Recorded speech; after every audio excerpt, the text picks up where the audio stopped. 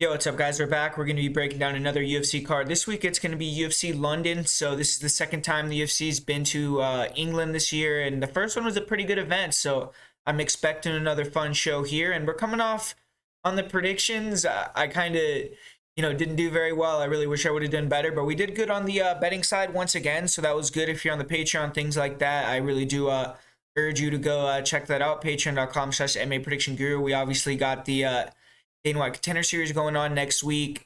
And this week we've got a lot of shows. I mean, we got Bellator, we got KSW, we got Cage Warriors, we got the UFC, we got Invicta going on right now. I don't know if this video is going to be out while it's on or after it happens, but Invicta's happening. So there's a lot of shows this week, a lot of bets to be had. So if you want to go get some extra breakdowns, get all my bets, definitely make sure to go check out the Patreon. And we've been doing really well this year. I mean, we're up 77 units. We got 18% ROI. So we've just been doing really good, and I'm hoping to continue and keep that going. So definitely go check that out if you're interested. But just right before we get the video started, I want to give a big shout out to the sponsor of this video.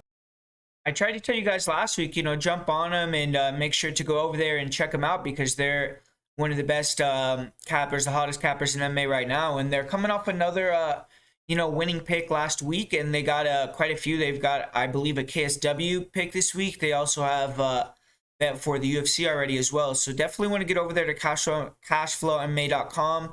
Check them out. I definitely recommend them. They're one of the best MMA cappers going on right now. So right now you can also, until August, get their subscription for free if you use the promo code MMAGuru. So definitely do that as well.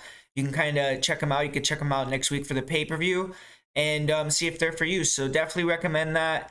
Check out their website, cashflowmma.com. And now moving into the fight card, we got the first fight of the night here. We got Nicholas Dalby taking on Claudio the Hannibal Silva. And this is an interesting fight. It's kind of two veterans, two guys that have had good success in the UFC at certain stages that are a little bit older now, 37, 39, almost 40 for Claudio Silva. And they're just kind of trying to get right back where they were before. I mean, Nicholas Dalby, he had the no contest against Jesse Ronson where he actually got dropped and then submitted. Kind of bounced back, got a win over Daniel Rodriguez. But if you remember, a lot of people thought that was a bit of a robbery. And then he had a kind of a poor showing in his last fight, I would say. Got dominated against Tim Means, didn't look the best. So he's a pretty big favorite here, and he has to bounce back and look good because Claudio Hannibal Silva, if you look at his last couple fights, like I said, almost 40 years old, it definitely seems like he might be on the way out. He had a lot of injuries. At one point, if you remember, he had that big win over Leon Edwards. He had like a 5 or 6 fight winning streak, and then he got sidelined for a couple years, and he came back strong. He beat Nordin Taleb. He submitted him, but hasn't really been able to show that same level that he had before. He's not in the best shape. And I feel like, his last fight, he did come in and look in better shape, but it didn't really even look like it mattered. I mean, Court McGee, who's also an older weathered fighter, was still significantly faster, better than him in the stand-up, and was able to get takedowns, control Claudio on top, get him tired, and beat him in his bread and butter, which is the grappling as well. So it's a different fight, and I do think the line is a little bit inflated. I wouldn't really necessarily be confident in going in on Nicholas Dalby at almost 3-1 odds because Dalby, I don't necessarily think he has the best takedown defense. And the one thing about Claudio Silva and his style, I mean, he's durable. He's aggressive on the feet. Like, he'll throw some big kicks and some wild punches, overhands and stuff, but very slow. So at this stage, I feel like his durability is going a little bit. He definitely walks into strikes and just not really good technically, but he uses that wildness to try to back you up, get the takedown, and he has decent level changes. He'll really go for it very aggressively, so it gets him tired if he can't finish the takedowns. And I think if Dalby has his takedowns defense on point and can stuff a few early, he could, kind of start to take over the fight. But if Silva can get on top, then that's where he can wear on Dalby, control him, get him tired, maybe even submit him, and that's why this becomes a closer fight, because I don't necessarily feel like Dalby is at the greatest stage of his career, but on the feet, he should have a big speed advantage. And Dalby's known for having fast feet, being good in and out, good counters, and he should be able to line up Silva and land some pretty big, significant shots. He has good kicks, good punches as well, kind of a blitzer,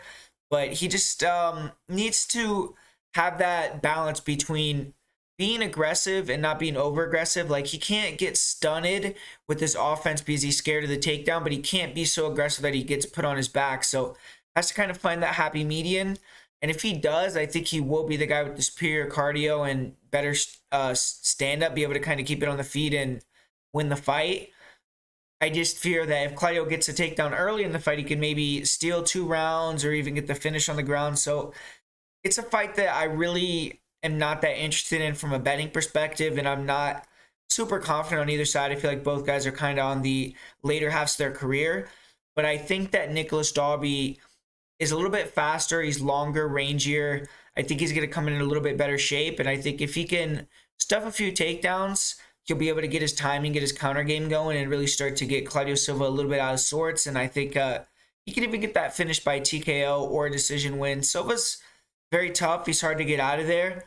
And Dalby isn't necessarily like an elite finisher, so I'm going to end up going with the decision for Dalby, but I wouldn't be surprised if he lands a real sweet counter and gets him out of there. And I am going to pick Dalby here.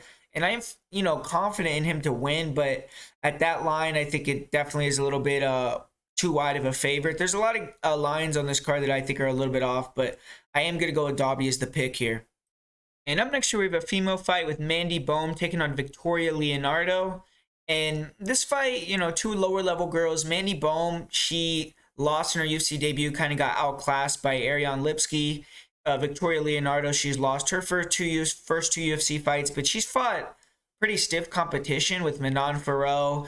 And then her last fight, she went in there with Melissa Gatto. So I think that Leonardo can get a little bit of flack or a little bit of credit for who she's been going in there with, but she hasn't been able to get a win in her 2 UFC fights. So both these girls have their backs against the wall. Mandy Baum, she's a long, rangy striker. She likes to counter strike mainly. She likes to feint, kind of probe the jab, use her kicks to open up the counter too. She'll throw some counter elbows, which are dangerous. The issue is her speed. I mean, she's not very fast, so she can get clipped. She likes to pull back their chin high. She can get backed up. And I feel like, she's just at this higher level, not going to be that effective. She does have some decent front kicks and round kicks up to the middle, to the body. She has a solid chin, but her last fight, she did get dropped a couple times. She was very hesitant to exchange, and she just couldn't compete with that speed, power, and explosiveness that Lipski brings. But she's fairly technical, and she's not fast, so aggressive fighters can get the better of her in the stand-up. But if she's fighting a girl that doesn't have that many skills in the striking realm, she can kind of overwhelm them with her pressure and being able to take some shots and attack the body with her front kicks, use her length, and she can be effective in that way. She does have, a lot of height and reach for the weight class. She isn't necessarily that much taller than Leonardo in terms of this matchup. She only has 1 inch height advantage, but she has a 6 inch reach advantage. So that's something to definitely take into account. But I feel like Baum's grappling is very questionable. She's good in the clinch with her knees or elbows. She has decent control, but her wrestling definitely looks like it needs work, and she doesn't really look like she's very good off her back. She doesn't really try to get back up. She'll try to attack with low percentage submissions, with throwing elbows off bottom, and just doesn't really look like the greatest grappler at all. I've seen her allow girls to just hold her down for long periods of time. She has a couple rear naked chokes, and I feel like when she gets on top, she's aggressive, but she can be swept. She's not really the best for her top control, positioning, and her cardio is good. She's tough, but I just don't really know if she has the skills to stick around in the UFC long term. If she is going to win, I think this can be one of her few chances. She's already 32 years old, but Victoria Leonardo, she has sloppy striking. It is effective, kind of, at a certain point. She'll close the gap with some straight shots. She has some kind of awkward footwork, so she's hard to read.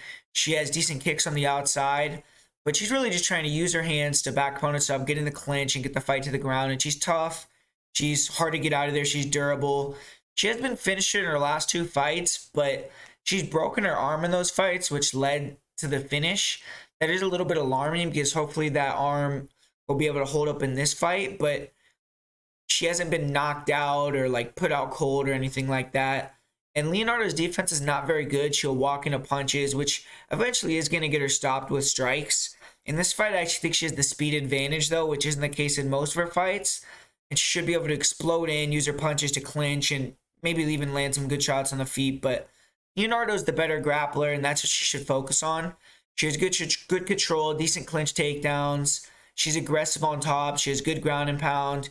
She looks to transition in dominant positions where she could finish the fight. And she has quite a few submissions and KO finishes on the ground.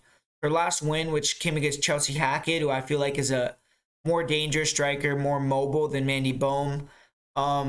Leonardo was able to take her down and finish her with ground and pound after wearing her down with pressure. Her last fight, she got caught in an armbar, which she was able to endure. She didn't tap, but it led to the fight being stopped in between rounds because she broke her arm. But on the feet, Leonardo will be able to match up, I feel like, athletically more than she did against Gatto and Ferro. And Leonardo's gritty. She uses her cardio. She's relentless. She can win fights off of her pace, off of her wrestling. In this fight, Leonardo just has to make it ugly, get in a clinch, time a takedown, get it to the ground. On top, she should have a big advantage. On the feet, I think it's more 50-50. So I'm going to pick Leonardo here. I think she's the better fighter. I think she should be able to grapple up Baum. Baum, I don't really feel like is UFC level. I think Leonardo is going to be able to use her speed and pressure to land some big punches, get in the clinch, get some takedowns. Baum may have some success at certain points, controlling the distance with her reach, but I don't think she's going to land any, super impactful shots or meaningful strikes where it'll sway the judges or anything. And I think Leonardo, when she gets to the ground, she could even be able to get the finish with the dominant victory. So I'm going to pick a decision win for Leonardo, but her aggressiveness on the ground could also lead her getting the finish. So I think Leonardo will be the clear winner in this fight, and I think as an underdog, she has decent value here. So I'm going to go with Leonardo. And in this next one here, we got Jai Herbert taking on Kyle Nelson. This should be an explosive fight. Two guys that like to go out there and get knockouts. Kyle Nelson, he's a big fighter for the weight. He's a heavy puncher, likes to mix it up. And in the stand-up, he's dangerous because he throws heat. He throws heavy 1-2s, hooks on the inside, throws with bad intentions. He'll look to attack the body and then go up to the head. So he's pretty effective with that. And he's good on the inside. He mixes in elbows really well. He's good at range because he has good round kicks and front kicks, heavy leg kicks. So he could fight on the inside, on the outside, especially when he's fresh. And he's proven his knockout power in the UFC. He got that big knockout over Polo Reyes. He has some other knockouts on his record. He has 5 knockout wins. And he's explosive. He can close the distance, throw fast combos.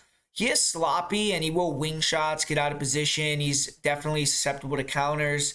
And the issue with this style is he can't really keep up that explosiveness that he has early throughout the fight. He tends to slow down midway through the first round.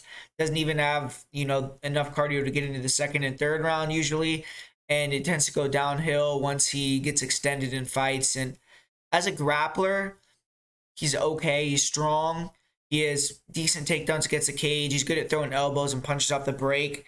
And, he's good at using big shots on the clinch breaks to re-clinch and go back to work, kind of try to even the playing field, get his opponent tired as well, or land a big shot on the inside and close the show. But he's not the best on the ground. He has heavy ground and pound. He will be aggressive hunting submissions, but he's submission over position. He lacks composure on the ground. He doesn't have good defense. Got submitted against Matt Sales, who I feel like is a low-level fighter on the mat. And he got finished quickly on the ground when he fought Diego Ferreira, who, that's kind of understandable. But when Nelson gets tired, he tends to shoot desperate takedowns. That's where he can get finished.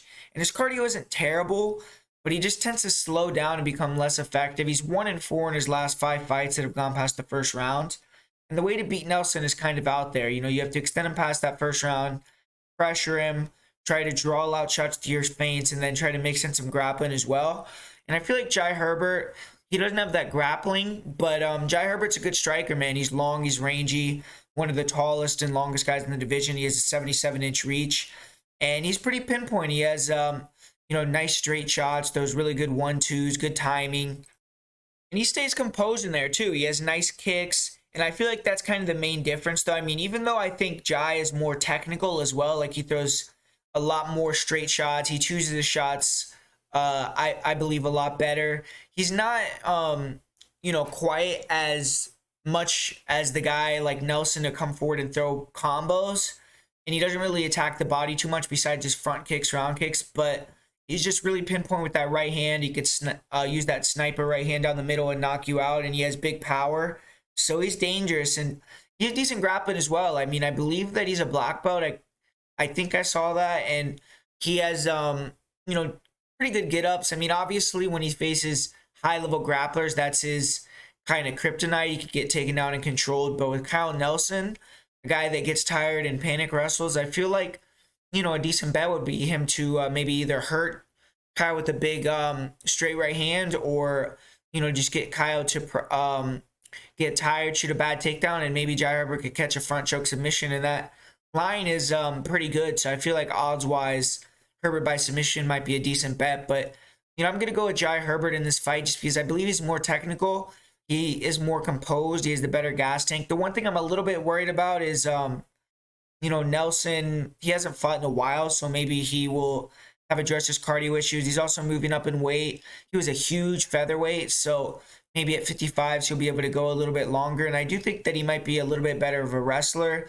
And Jai Herbert has shown a kind of a questionable chin, so there's some ways I believe Kyle Nelson can be dangerous, but ultimately, I think Jai Herbert's the better fighter all around, and I think that he'll be able to use that composure, his cardio, and superior technical striking to either knock out Nelson in the second or third, or hurt him, or get him tired, and then kind of draw him into a submission. So I'm going to go with Jai Herbert for the win in this one. And this next one, this is an awesome fight. This is an under the radar fight. I think both these guys could potentially be top 15 flyweights already. But we got Charles Johnson, who I'm going to talk about him first. He's a beast fighter, super slick, talented. He's defended his LFA belt 2 times. He's won 3 title fights for the promotion, and he's gone 5 rounds more than once. So he's gotten a lot of experience. He's super confident, cool, calm, collected type of fighter. He's trained in Thailand at Tiger Muay Thai for years. He has that primary Muay Thai stand-up style. And he trains now more recently at Murcielago MMA, which is an up-and-coming gym. It has guys like Joaquin Buckley, Chaos Williams.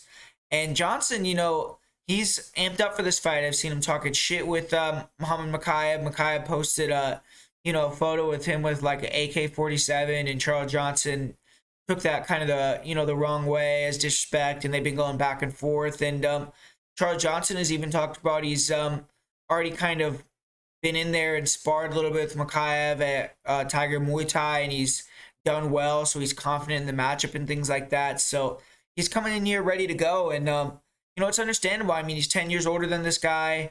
He has obviously, been overseas, seen different cultures, different looks. He's probably used to having that kind of, even though Mokaev is from the UK, he still has that stoic kind of Russian personality where he's kind of trying to big brother you a little bit. And I think Johnson's really used to that, along with, just having all that experience in the LFA, winning title fights, things like that. So I don't think he's going to be necessarily overshadowed by the moment. And I think he's going to go in there and fight to his full capabilities. So it should be an interesting fight. And like I said, Johnson's super slick. He's primarily Muay Thai based, but he's very athletic. He has great reactions. He can switch stances. He's super fast.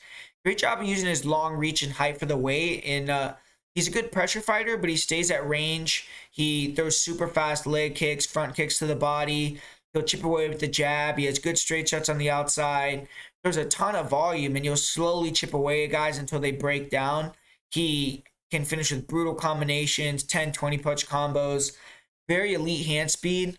And he goes to the body and up to the head very effectively. He'll throw nice straight shots. He'll mix in hooks with evil intentions on the inside. Really good pull countering. He has very good head movement, and he does a good job of rolling with punches, blocks a lot of shots. He doesn't rely on his reflexes. Sometimes he'll pull back with his chin high, and that has gotten him rocked and dropped in a couple fights, but super tough. He recovers very quickly, is able to get right back on the offensive, even if he's rocked very badly. And he'll also do some tricky stuff as well. Sometimes you'll see him kind of pretend like he's hurt and then get static against the fence. Then when fighters try to take advantage of that, he'll spring in with a big shot. Unless you can knock him out or get him backed up against the cage and let your hands go, it's really tough to deal with him because he's just hard to corral, hard to know, what strike he's going to counter with, if he's going to go to the body, to the head, if he's going to throw, those heavy leg kicks, front kicks, or he's going to come with a high kick. He's just very dangerous, and he has super fast hands. He, is very high volume, never been finished, so he's a very tough guy. And he's an excellent grappler as well. I mean, he's been training with Jordan Burroughs for this fight, which is quite literally the highest level training and knowledge you can get, arguably, as a wrestler. And he's super good in the clinch. He does a great job of getting double underhooks, chaining takedowns from there, great elbows, knees in the clinch. He mixes it up really well. Very good at throwing a combo, then clinching, landing shots off the clinch break, and then immediately re-clinching and really mixing it up, shooting it on the legs immediately after a clinch break. And on top, he's great. I mean, he has good control, heavy ground and pound. He can posture and throw with bad intentions with his elbows. He has good chokes, primarily his good front chokes. And he's been taken down in a few fights, but he's a very good scrambler. And I've seen him, go against guys like Brandon Royval and other people like that and be able to get back up to his feet and, win a majority of the grappling exchanges. The thing is, though, I feel like Mokaev is definitely the best wrestler he's ever fought. And we're going to see how he deals with that. But Johnson also has elite cardio. So even if he gets taken down for a round or two, he's going to be there in the third round with the same level of, tenacious grit and ability to win on top of being fresh that he had in the first round. I feel like he has that champion's mindset right now, and someone's going to have to prove to him that he isn't the champ.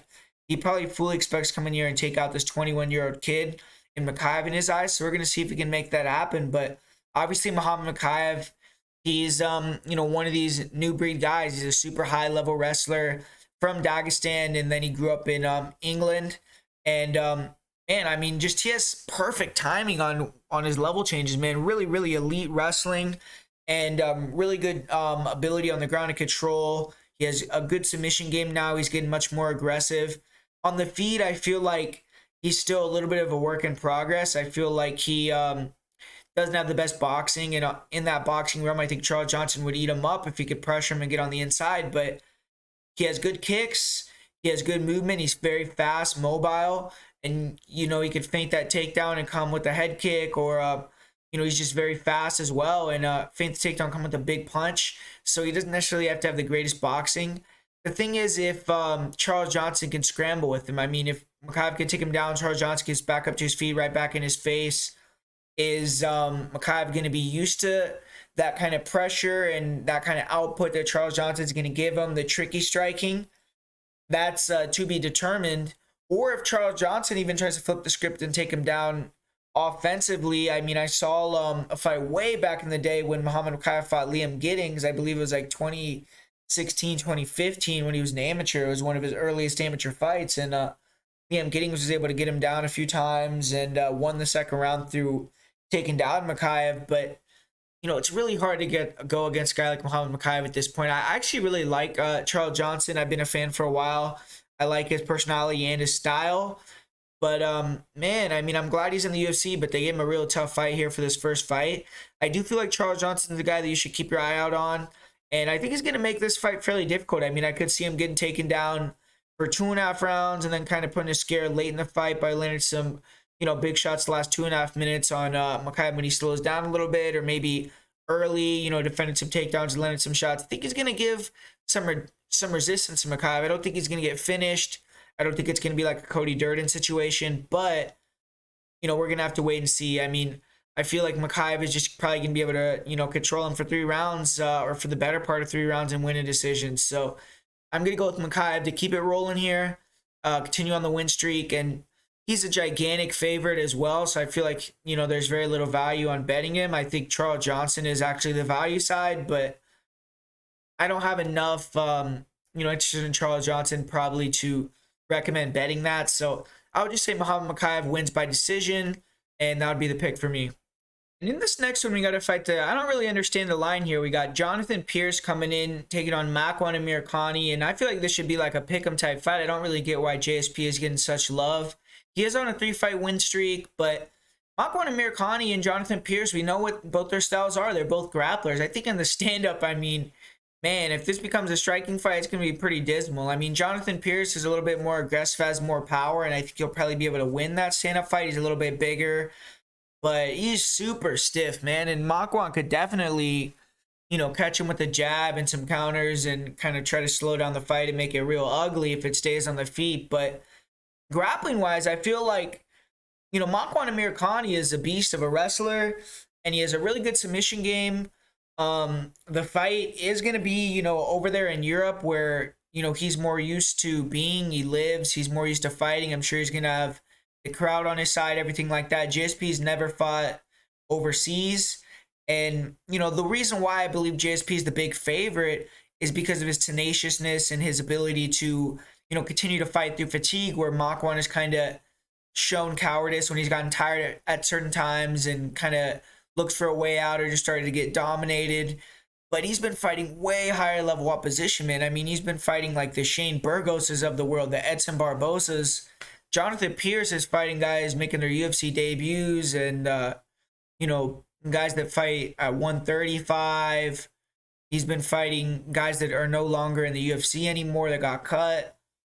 And I saw him in there against Christian Rodriguez, shoot in on a couple takedowns and, get his neck snatched and be in submission danger there. And if that happens against Makwan Amirkhani, I think it could be curtains for him, especially if it happens in that first round.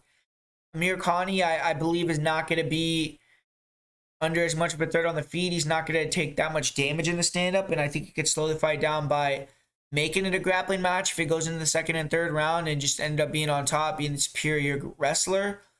And, ultimately, I'm going to go with Amirkhani. I mean, if it was a pick'em or a closer line, maybe I would lean more towards the younger guy, the guy with more momentum in Jonathan Pierce. But I think Amirkhani is more explosive. He's more dangerous. I mean, he could even come out here and get that flying knee knockout that he's gotten before early.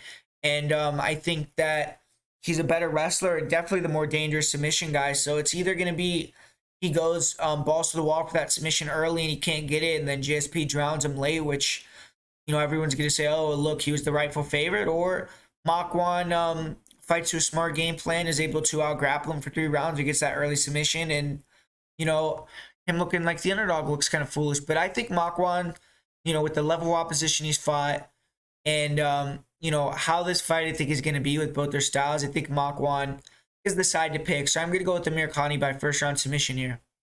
And this next fight, this is a fight I'm not a big fan of at all because, the line is crazy again, man. I mean, at first glance, you'll think, this is why I don't like this fight. Because, for the casual, right? Like, at first glance, you're thinking, hell yeah, man. I mean, Nathaniel Wood, he's going to win this fight, right? Like, he's going to fuck this dude up. And he very well might. But the line, I mean, he's almost minus 500. He's a bantamweight coming up to featherweight. This fight's at 45. Charles Rosa is a really big featherweight that fought at 55s in his last fight. And Charles Rosa usually struggles with guys that want to take him down. This is going to be a stand-up fight. I mean, I think it's going to be a lot closer than the line indicates potentially. I feel like Rosa, he has that in-and-out style on the feet. He tries to, explode in with those counter punches, throw some kicks on the outside, be a little bit tricky. And then Nathaniel Wood's more that prototypical pressure fighter. He tries to walk you down, chop you down with the leg kicks, get you more immobile and then work his combinations, throw heat and try to get you out of there. I feel like both guys can grapple a little bit. I wouldn't be surprised to see either guy try to mix in some takedowns here in this one.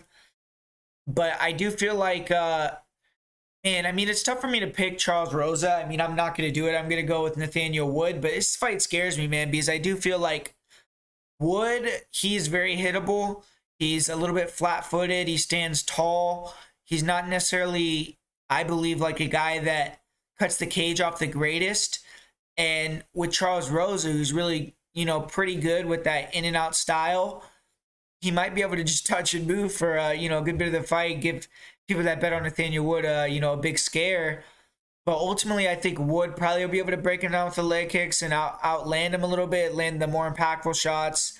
It's a close decision. It is in England, so he'll probably be the one getting the nod. It's just I'm not that confident with Nathaniel Wood, and the line to me is insane. So, yeah, I'm going to go with Wood by decision. Rosa, notoriously super tough, durable, hard to get out of there.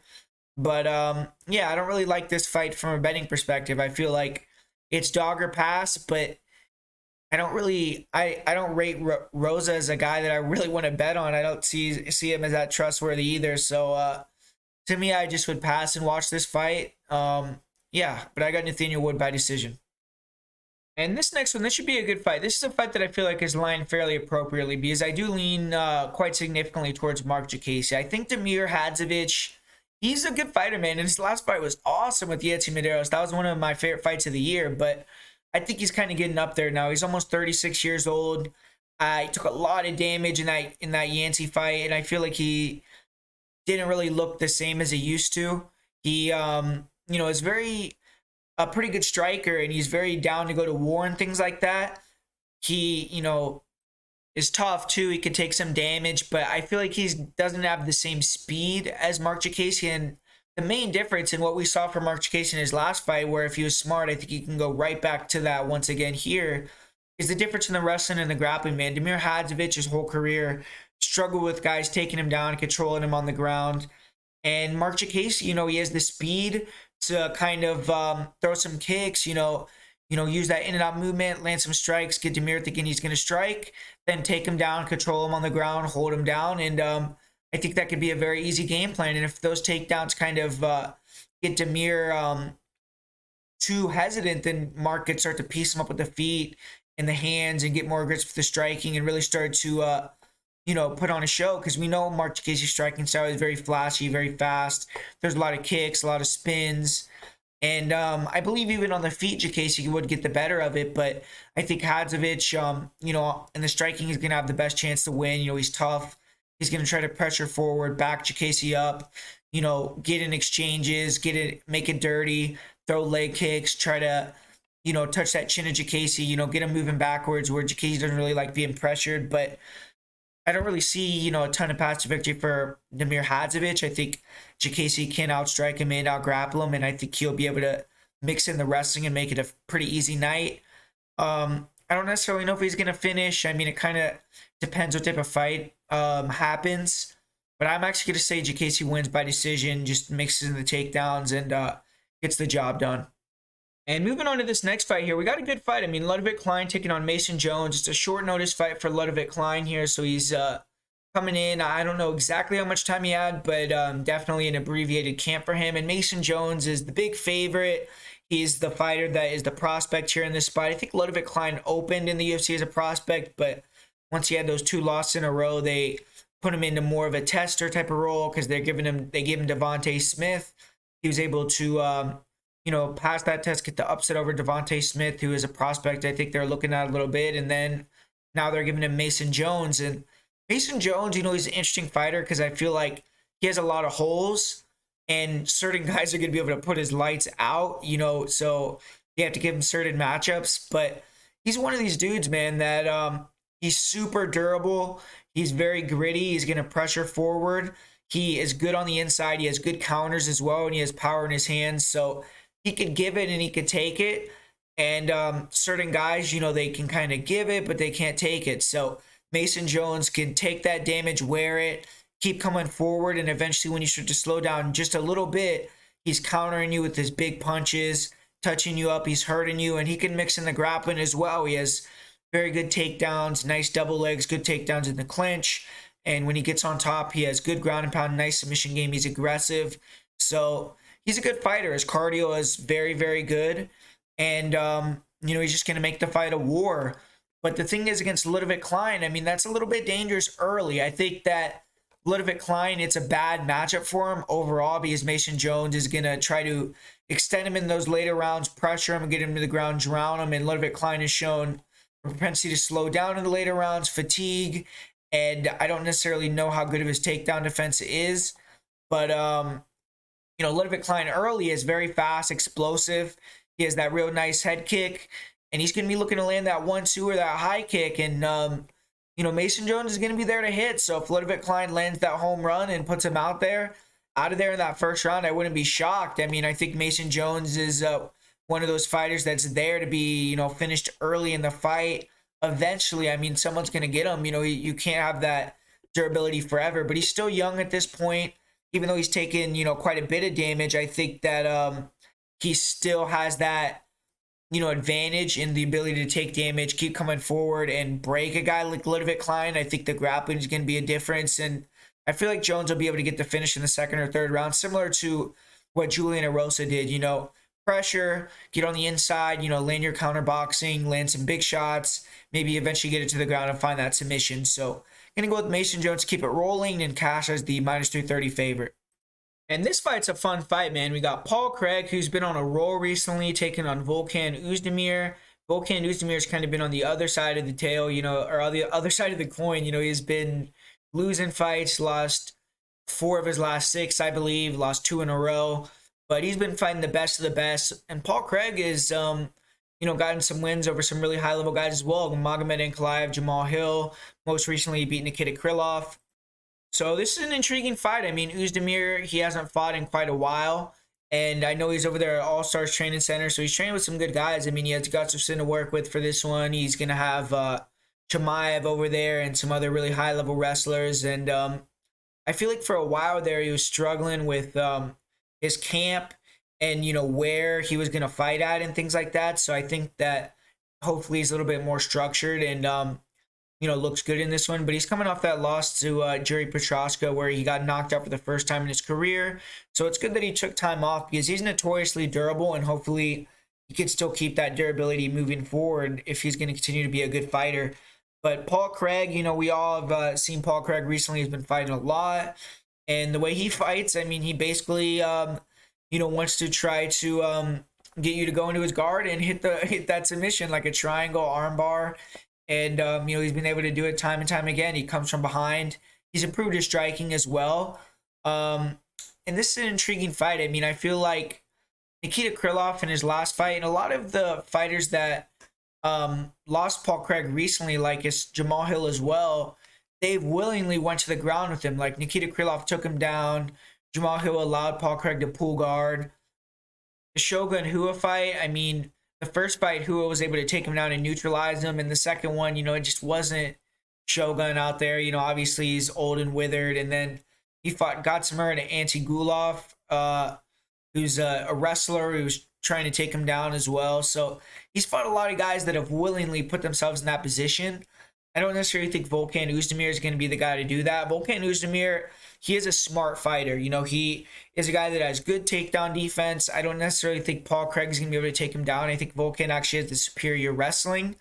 And so I think on the feet, it's going to be kind of played out there. I think Paul Craig, maybe if he can extend the fight like later on and Volkan slows down a little bit, he can maybe time a takedown. But I think it's going to be tough to get Volkan to the ground. And even then, I mean, Paul Craig on top isn't necessarily as dangerous as Paul Craig off of his back. He doesn't really have, at least in the UFC, a lot of submissions off from top positions. So it's going to be, I believe more of an IQ test for Volkan, which I think he's going to pass, man. I'm leaning more towards Volkan Oezdemir. I know a lot of people are on Paul Craig, and he is streaking right now, but I feel like Paul Craig has struggled with power punchers. That's what Volkan Oezdemir is. And Volkan Oezdemir has good takedown defense, nice single leg defense, nice takedown defense, gets the cage. He's shown the ability to stuff takedowns against guys like Alir Latifi, who I think are more explosive, higher level wrestlers than Paul Craig. And Volkan, on the feet, I think he has the advantage. I mean, Paul Craig's longer, he's probably faster, and he has the better, movement overall. But Volkan, he's very composed. He comes forward with that high guard, pressures you. He has close range power, nice hooks on the inside, good combos, heavy leg kicks. And I just feel like he's going to be able to walk down Paul Craig, eventually walk him into a big, mistake of a punch and get him out of there either in the first or the second round. I just feel like Volkan, even if it has to go to decision, because Paul Craig is getting tougher, I think a little bit smarter and harder to knock out. But I don't see Volkan falling for that, that trick, man, going the full guard and getting submitted. I don't think that Paul Craig's going to be able to take him down. I don't think he's going to be able to outstrike him. So I have to go with Volkan Oezdemir. I just think he has more tools, and he's the better all-around fighter. So I'm going to go with Volkan to get the win. And up next, we have another female fight. We got Molly McCann, and she's kind of creating that stick of fighting every time with Patty Pimblett. So they're both on this card. And she's going to be taking on Hannah Goldie, who is a big underdog coming into England here. And this is another fight I think that the line's a little bit off, but I do think that Molly McCann is the rightful heavy favorite. when you look at Molly McCann, I mean, she's coming off that crazy win where she won with spinning back fist KO. So she's going to have a lot of confidence, a lot of momentum. And on the feet, she has a huge advantage. I mean, I feel like Hannah Goldie's striking is very underwhelming. She's super stiff. She throws like she's underwater with her punches. And, I feel like she's very hittable. If you walk her down, she'll throw those she'll try to throw those kicks, but I don't think that they're very powerful kicks. I think that she just doesn't have a lot of power in the stand-up, and she doesn't have a lot to offer in the boxing. I think Molly could pressure and beat her up. But, Hannah Goldie does have the grappling advantage. And if she can get on top, I mean, you see her, she's very strong. I mean, if she can get in a clinch and hold Molly against a cage or get in top position, maybe she could land some big strikes, big shots, and potentially hurt Molly and get her out of there. I mean, we've seen even lower level girls like Deanna Balbita, who Hannah fought as well, be able to take down Molly and put her in some danger on the ground. But Molly's also, probably knows that. And she has gotten a lot better with her wrestling and her grappling. So I am leaning towards her kind of boxing up Hannah Goldie and maybe even getting another TKO finish. I just think she has a big advantage in the stand-up. But if Hannah gets her to the ground, maybe she could finish her with a ground and pound or something, which would be very, very rough to see for Molly McCann in her hometown. But I'm going to go with Molly McCann to get the win, and I'll say she even gets a TKO win in the second or third here. And we got another light heavyweight fight. We got a lot of higher weight fights on this card. This one's Nikita Krylov taking on the returning Alexander Gustafsson. I'm sure a lot of people are excited for that. And both these guys are up against it coming into this fight. They're on losing streaks. Obviously, both fighters have shown excellent performances in the UFC. They're formidable fighters, but consistency has been an issue for both of them in their careers. Nikita Krylov is a fighter who doesn't have the name of Alex Gustafsson, has not had the success of Alex Gustafsson, but he debuted in the UFC all the way back in 2013. Krylov ended up leaving the UFC in 2016 over monetary issues, and he was 6-3 in his first UFC run. He had won 5 of his last 6 fights in the UFC, so it wasn't overperformance, but he decided to go back to Russia. He got paid more money, and after 4 fights in Russia where Krylov got 4 finishes, he re-signed with the UFC in 2018 with a better contract, and I would assume that he's been happy with his performances so far, or maybe not his performances, but the level of opposition that he's been given. He's been fighting very, very high-level guys since he's came back in the UFC, and he fought Jan Blachowicz, he fought Glover Teixeira, he fought Magomed Ankalaev, he fought Paul Craig, Johnny Walker, OSP. I mean, all these guys are ranked in the top 10. 2 of them are former champs very recently. Another one is in the top 2, top 3 in Ankalaev, so you see the level of guys that he's been in there with, and he's only been able to go 2-3. So his second UFC run has not gone the best in terms of performances, but he had a very close split decision with Glover. He had a competitive fight with Magomed Ankalaev, so he is doing well. He's just not getting his desired result. For Alexander Gustafsson, he's a legend in the sport. He came up short 3 times in his bids to claim the title. 2 were very close, epic fights, with the first one against John Jones, the other fight against DC. But recently, he hasn't been the same guy. After his victory over Glover Teixeira in 2017, took a year and a half away from the sport. He returned against John Jones. He had that 3rd chance to claim the title. And actually, if you go back and look at that fight, I feel like people kind of underrated his performance. I thought he was actually doing well. He could have arguably won the first round and was, doing well in terms of the second round was close. Third round, I thought he was winning. But once he got taken down, he had no answers, got finished very quickly on the ground. And then came back. He fought Anthony Smith in what was kind of a rebound spot. It was in Sweden, and he lost that fight in the 4th round by submission. After that, he retired, decided to make a comeback over a year later, fought Fabricio Verdum at heavyweight, lost that fight via armbar in the 1st round, and hasn't fought since. So he's taken over a year off again. So hasn't been active. He's retired, came back, got to question the motivation. But one thing I do like is coming back down to 205 pounds, that does show that he is going to have to at least be in shape and be ready for this fight. And he had a couple fights scheduled that didn't end up happening, a fight with Paul Craig. So he has been training. It's not like he's been out of the gym for a long time.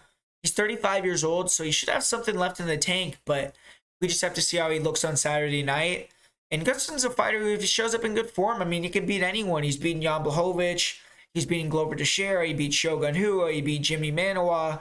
He beat Thiago Silva, just to name a few. And then obviously he had the razor thin losses to DC and John Jones, but it's 2022. So We know, obviously, he's not that guy, and it's hard to know exactly how he's going to look. But for Nikita Krylov, how he fights, he's a solid fighter. I believe he's one of the better athletes and faster fighters at 205 pounds. On the feet, he likes to move around, throw heavy kicks. He has nice front kicks, round kicks to the body. His head kicks are super dangerous. Those nice spinning attacks. He has good 1-2s. He'll throw the jab, then bring the high kick behind it, so he could try to kind of hide that high kick behind the jab or the pull 2. And he is fast. He can close this with straight shots and then get out of range. He isn't a good fighter on the inside. You know, his boxing, I believe, is not very good, but he has good wrestling, and he can tie you up or take you down when you try to pressure him. And he has good movement, footwork, so he's a tough guy to corral and outstrike for most 205ers. He has some good head kick knockouts. He has power in his hands.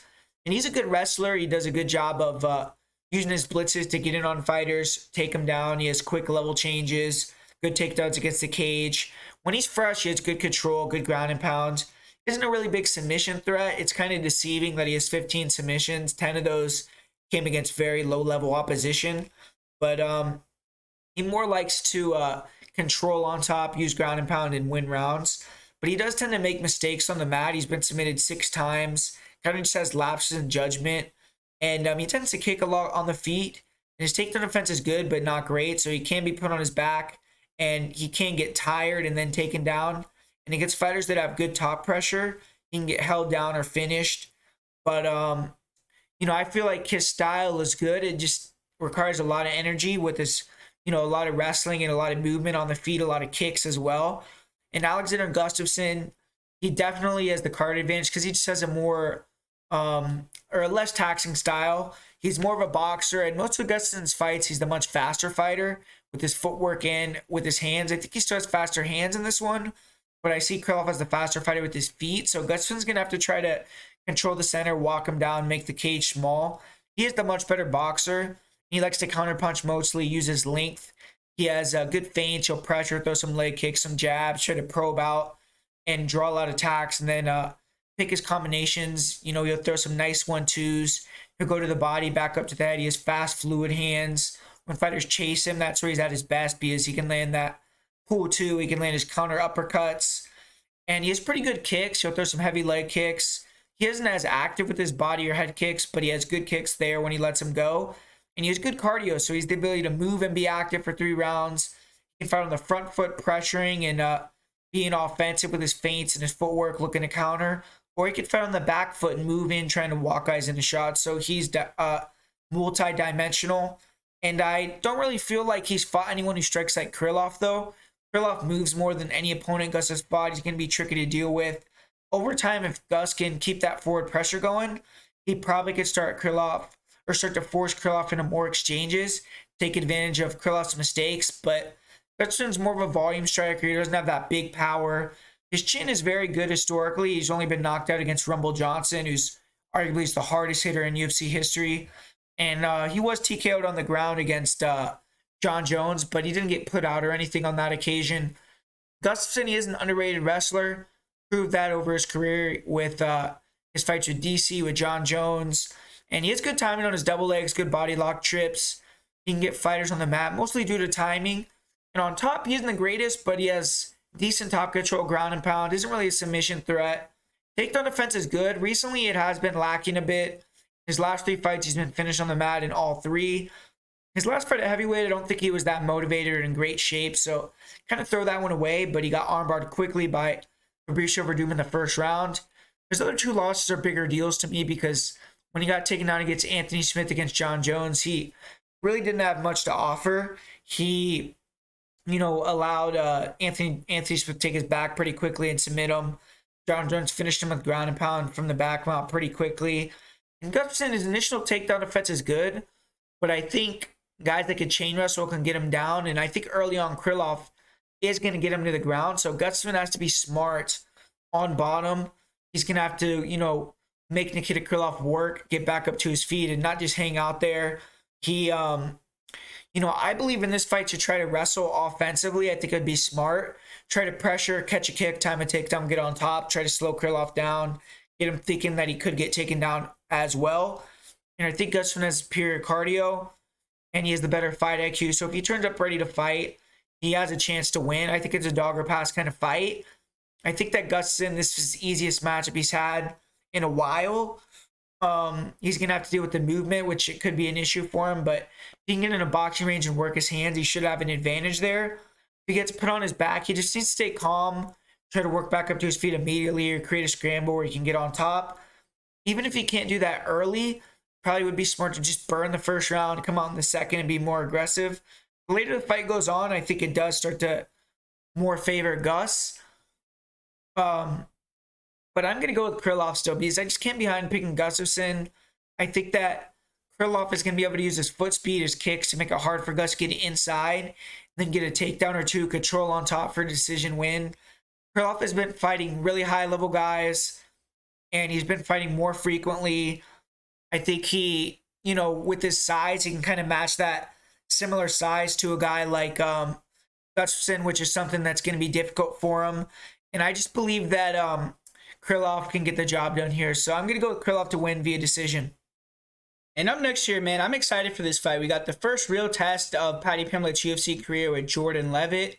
And I think that, the line is a little off in this fight. I feel like Jordan Leavitt and Paddy Pimblett should be lying closer. When you look at Paddy Pimblett, I mean, this is not the greatest style of matchup for him. I mean, if you go back and look at his losses, he has losses to guys like Soren Beck. He has losses to fighters like Hermansson, Cameron Else. I mean, all these guys have one thing in common. They're all grapplers. They're all guys that try to take you down and try to wrestle you and grapple you offensively. And, Paddy Pimblett did get submitted by Cameron Else very quickly. Even if you go and look at, I believe it was a quintet that he performed on UFC Fight Pass. He got submitted with the leg lock against Stevie Ray. He got taken down and, grappled for 5 straight rounds against guys like Nadner Amadi, against guys like Soren Beck, who I don't really rate as super high-level fighters.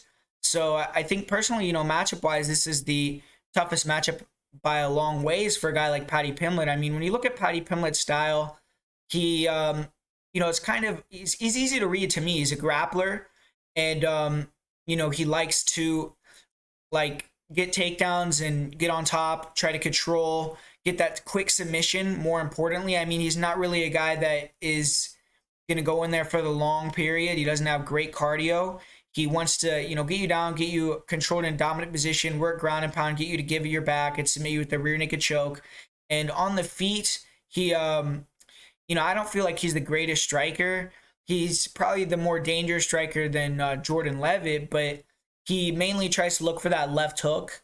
He has a real nice left hook, and then he'll throw those, I feel like his kicks are more range-finding kicks, but he has decent kicks, I guess, on the outside.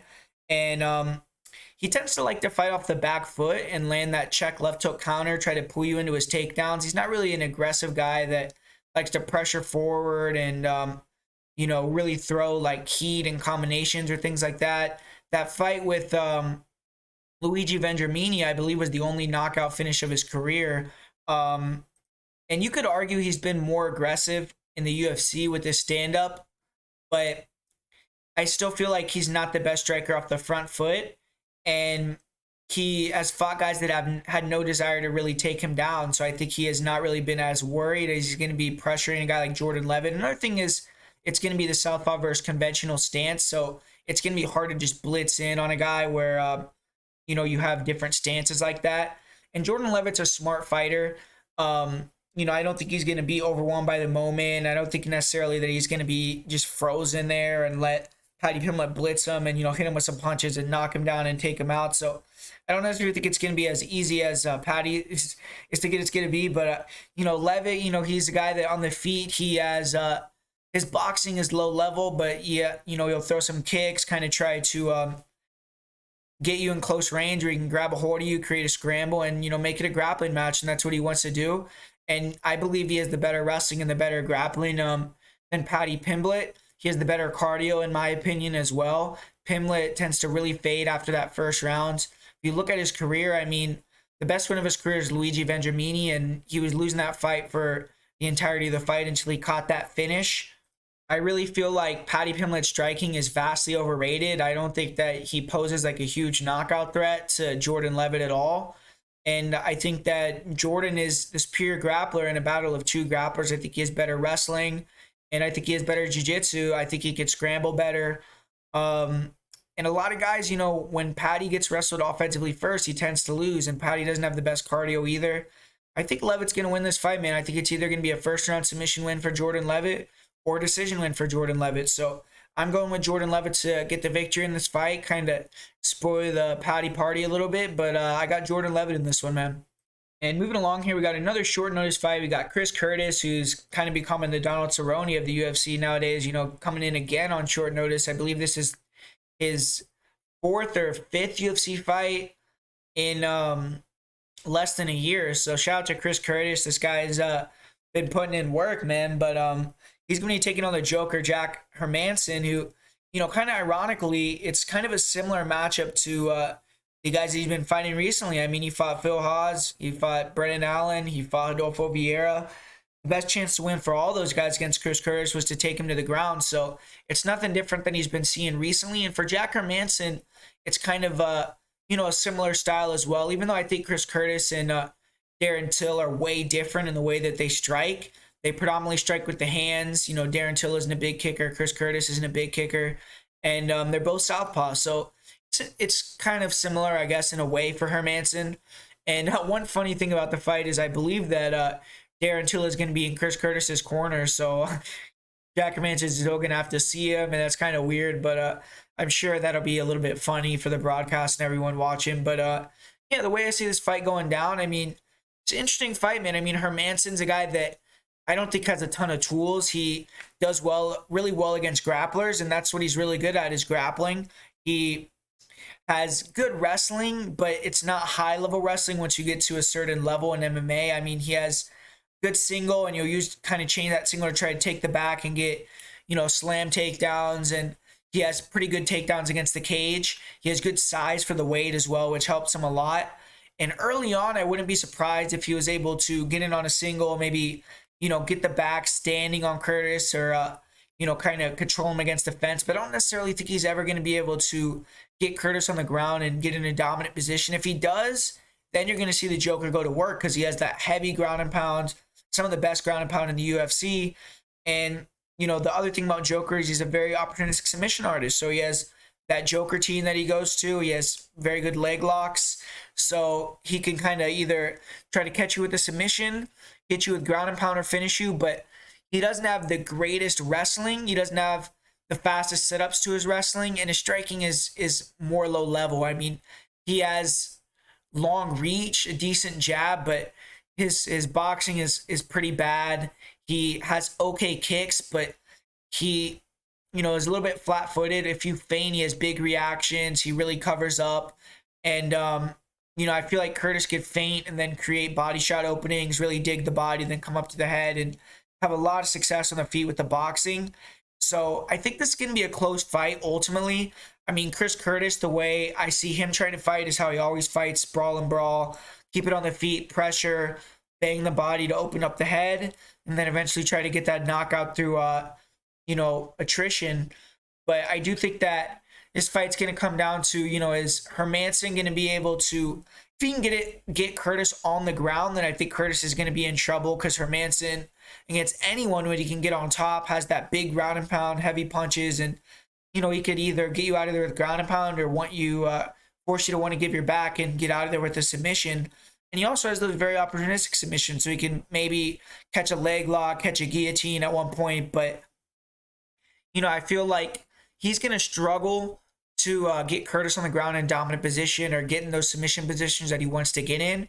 And I think in the stand-up, Curtis is going to get the better of it. It's just if Curtis can avoid getting held against the cage and kind of just controlled there for long periods of time where it maybe will evaporate that kind of impact that his strikes had. But ultimately, I feel like damage is going to rule the day. I mean, that's the most important thing in, deciding who wins an MMA fight to me. And I feel like Curtis is going to do the more damage.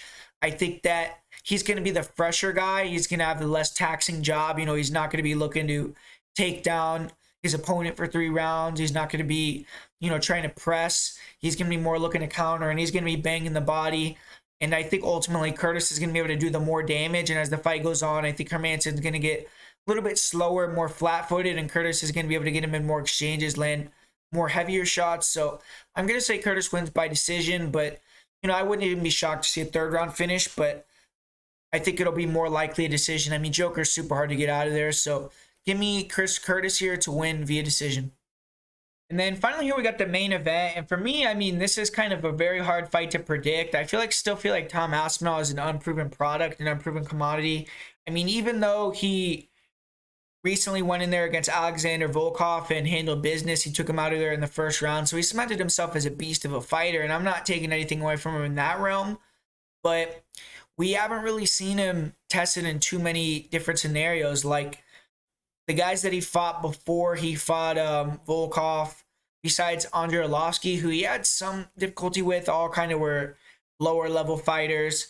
And he hasn't fought any wrestlers, man. I mean, he hasn't fought any guys that are that big either. You look at most of the guys, besides Volkov, you look at the guys that he's fought, like Sergey Spivak, he fought Jake Collier, Alain Badeau, Andrei Arlovski. All these guys are smaller heavyweights. Now he's going in there with one of the biggest heavyweights in the game, a guy that's going to have a longer reach than him, which is something I think Aspinall is used to, and a guy that's the best wrestler in the heavyweight division. I mean, that's something that Tom Aspinall has not seen. He hasn't fought a wrestler, and we're going to see how he deals with that. I mean, it's kind of surprising to me that Aspinall is the favorite. I mean, maybe I'm just, you know, going to be late to get on the train here or something, but you know, I think it's hard to rate him as the favorite here. I mean, especially when you see his fight back in the day with a guy like Stuart Austin, who's a small wrestler. Stuart Austin was able to take him down and control him. And, you know, Aspinall was able to have some success sweeping him and things like that. But I don't see him being able to do that against a big, huge guy like Curtis Blaydes with high-level wrestling and good positioning. I don't think his jiu-jitsu is going to matter much off of his back. I don't see him getting a submission from his full guard or, you know, sweeping Curtis Blaydes or anything like that. So, you know, on the feet, Blaydes is proven to be pretty good as well. I mean, the guy is really long, and he can feint the takedowns. He's explosive. He has good straight shots, nice kicks. I mean, Aspinall, I think, has a big advantage in the stand-up, but I don't necessarily think Aspinall has, like, that one-hitter quitter. I mean, the only guys that we've seen be able to give difficulty to Curtis Blaydes are guys that can put him to sleep with one punch, like Derek Lewis, like Francis Ngannou, and I don't necessarily see Tom Aspinall as that guy. I mean, maybe Aspinall would knock him out with one punch or a flurry of shots, and it'll be early. And man, I mean, it's like, okay, this guy's going to go on an undefeated run to the title shot. But at heavyweight, that's usually not reality, man. Usually, eventually, you're going to get bucked off course at one point. And Curtis Blaydes is a bad motherfucker, man. I mean, this guy's one of the highest level guys in the UFC. He's had 15 UFC fights almost. Tom Aspinall, he's coming up quick, and you know, I feel like Alexander Volkov is a way different matchup than a guy like Curtis Blaydes. I mean, I feel like Curtis Blaydes is going to be able to go in there and give Tom Aspinall a lot more cause to pause, man. I mean, Aspinall's not going to be going there and having a clear path to victory that he had over certain guys. Like in all of his fights, he had a big advantage in one area. This fight, I feel like he might have an advantage in the stand-up, but it evens it out with the threat of the takedown for Curtis, and Curtis has good striking in his own right. And the wrestling is on Curtis's side. He might have the jiu-jitsu advantage, but unless he's in top position, I don't really think that's going to matter too much. And Curtis has proven that he has elite cardio. Tom Aspinall has not proven that. He's not really shown his cardio whatsoever. This is a 5-round fight. I mean, I feel like Curtis Blaydes has just proven himself more. He's beaten this style, a guy that likes to box, throw, counter twos, throws fast combinations. I've never seen Tom Aspinall beat the style of a very big, burly, wrestler from the United States, man. So I more lean towards Curtis Blaydes' style and lean towards him getting it done with his cardio, with his wrestling. But man, I mean, this is one that I can't really predict confidently because I don't know how good Tom Aspinall's wrestling defense is at this point. The fight I'm basing it off is a long time ago, and I don't necessarily know, how much he's going to do in the later rounds if he has the cardio and things like that. So there's a lot of question marks that can't be answered with a guy like Tom Aspinall. So I don't think you can be confident in either guy necessarily in this main event. But I'm just going to go with the guy that I think is more established, a guy that I think has proven more in Curtis Blaydes to get the victory here. So there's my full card breakdown and prediction video for UFC London, UFC Fight Night, Blaydes versus Aspinall. Hopefully you took something from it. Hopefully you learned something from it. Hopefully you enjoyed it. And as far as my parlay of the week goes, I'm going to go with Herbert and Marc Diakiese for my parlay of the week. For my most confident pick, I'm going to go with Marc Diakiese. So thanks for watching, guys. I'm going to be back next week to be doing the same thing. I'll probably be putting out some videos on the channel this week, so be on the lookout. And if you want to get access to those Bellator bets, to those bets that I'm going to be doing potentially for Cage Warriors, for KSW, for some of those other shows, make sure to go to patreon.com/MMA Prediction Guru. Thanks everyone for supporting the channel. Make sure to subscribe if you're not subscribed. Hit that like button. Let's try to get 150 likes plus on this video. Love all you guys. Later. I'm out.